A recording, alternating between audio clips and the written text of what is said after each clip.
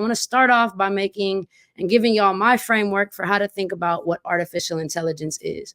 So first, AI is not just one thing, right? Just like when you think of the word car. Car is not one thing. You can have a two-door car, you could have a four-door car, you could have a sports car, you could have a truck. And even though there are all these, different types of cars, like whether they're electric or whether they're gas, even though they literally end up different in the way that they look, all cars pretty much do the same thing, which is that they get you from point A to point B faster than you would get there if you were walking, right? Unless you're in LA traffic at 4 o'clock. So similarly, artificial intelligence covers a whole bunch of different tools and technology across different disciplines. It touches tools that are being built in computer science, in mathematics, in electrical engineering, and mechanical engineering. But all AI aims to do pretty much the same thing. Artificial intelligence is trying to teach machines how to think and act like humans. So all those different technologies and all those different disciplines are just trying to teach machines how to think and act like humans. Well, what does it mean to think and act like a human? Well, humans have 5 senses. We have hearing, we have sight, we have touch, we have smell, and we have taste. And artificial intelligence kind of has 5 domains. So teaching an AI, teaching a machine how to hear and how to speak is called natural language processing. That's what's behind tools like Siri inside of your phone. When you talk to her and she writes the text down, that's called text to speech. Then when she understands what you just said to her, that's called natural language understanding. Then when she comes up with a response to you, that's called natural language generation. And then when she reads that response back out loud to you, that's called text to speech, right? Where she reads it back out loud to you. So NLP, or natural language processing, is teaching machines how to hear and how to speak. Teaching machines how to see is called computer vision. So if you have a Ring camera in your house and it's like, oh, person detected or animal detected, that's using computer vision. That's also behind stuff like Face ID inside of your phone. When you go to the airport and TSA asks you to stand there and it checks a picture of your face, all of that stuff is computer vision. Teaching a machine how to touch is called haptics.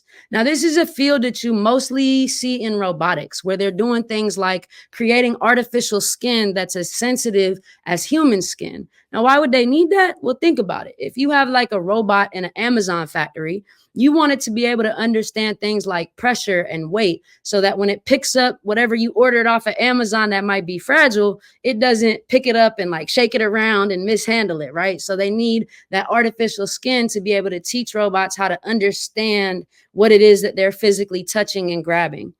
Then teaching machines how to smell is a pretty new field. It's called machine olfactory.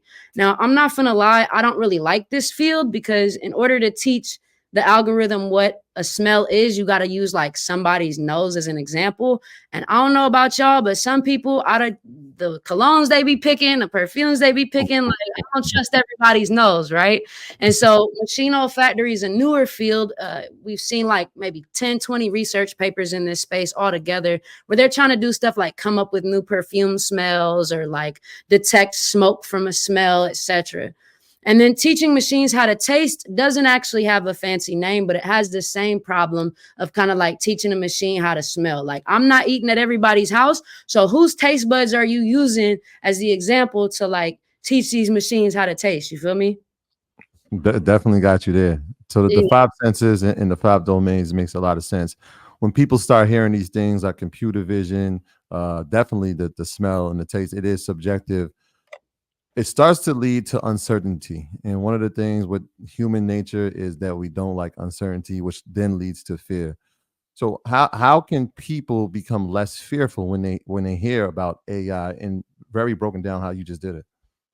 So I feel like a lot of the fear is based on the unknown. Like, the human brain generally is wired to protect you from danger, right? Like the amygdala, which we call the fight or flight part of the brain, is literally the oldest part of the brain. And it's the only part of the brain that can hijack the rest. So if you ever had like a panic attack, that's literally your amygdala hijacking your brain and shutting down all the other different functions in your brain, because it literally thinks that you're dying. And so a huge part of overcoming fear to AI is learning about it, doing things like sitting in this class, taking notes, understanding what the difference is between NLP and computer vision, so that you're able to not feel like because you don't understand it, that it instantly means that it's going to be negative against you. Now, there are real challenges with AI, which we'll probably get into later. But even then, the problems inside of these AI systems with things like bias or things like them coming for jobs that particularly affect our communities, a lot of that stuff can be solved if we step up in other areas, like in policy, or if we step up in terms of like regulation, or if we step up in terms of building and designing our own systems. And so even the stuff out there that is actually proven to be scary or dangerous to our communities, there are solutions out there that require all of us coming together and putting into play. Okay. All right.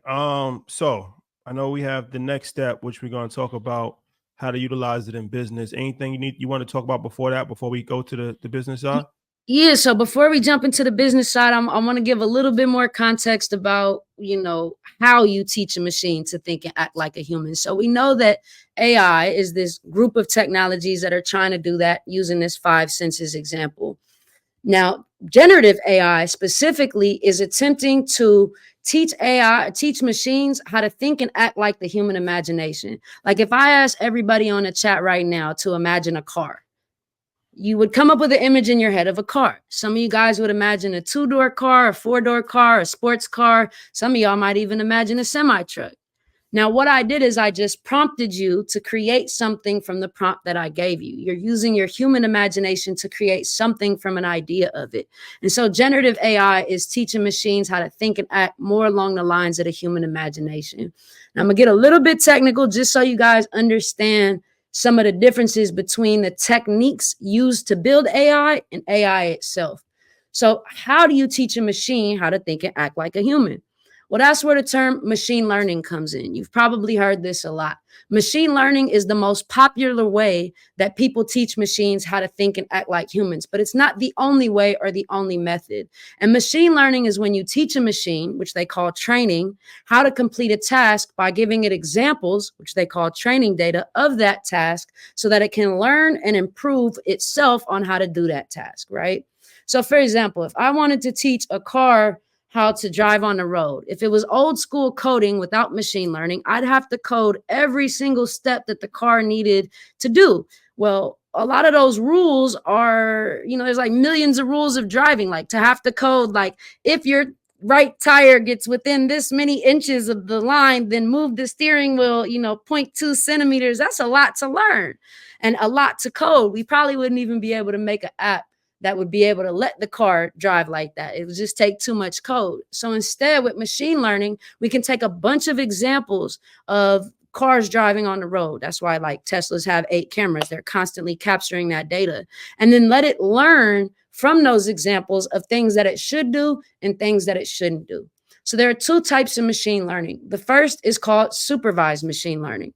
And supervised machine learning is when you teach a machine how to complete a task by giving it examples of the right answer up front. So an example of this is like, let's say I wanted to teach a computer vision algorithm to be able to tell the difference between a strawberry and an avocado, right? I would give it examples of images that I knew up front were a strawberry. I would tell it up front that it's a strawberry. We call that data labeling.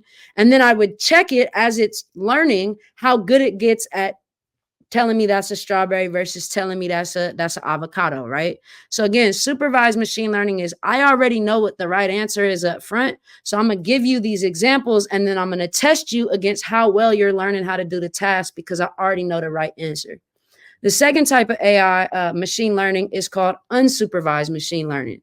And this is when you're training a machine how to complete a task by giving it examples, but you're letting the algorithm itself discover what the right answer is, right? So you're giving it a whole bunch of data and then it goes in and finds patterns across that data that it uses to give you the right answer. So for example, a lot of AI is being used in things like drug discovery. So like, how can we find a new medicine to treat AIDS or to treat diabetes? Or even when COVID came out, there was a whole effort between a bunch of big tech companies to figure out medicines that could be used as a vaccine, right?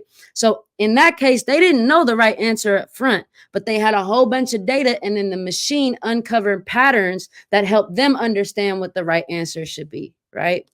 All right. So then you have one more thing, which is called deep learning.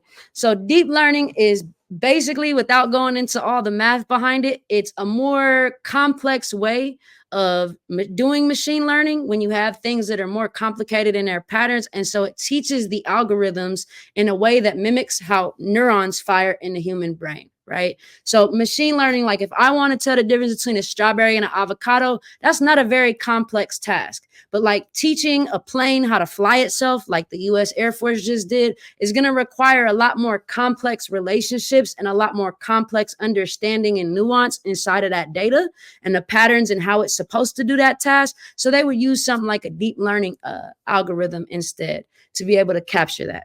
Now, I know that was a lot of information. I don't expect y'all to have this memorized. So before we move on to the next part, I made a little TLDR slide for y'all. You know, take a moment, take a screenshot, make sure to share this with your friends. It just recaps what I just covered.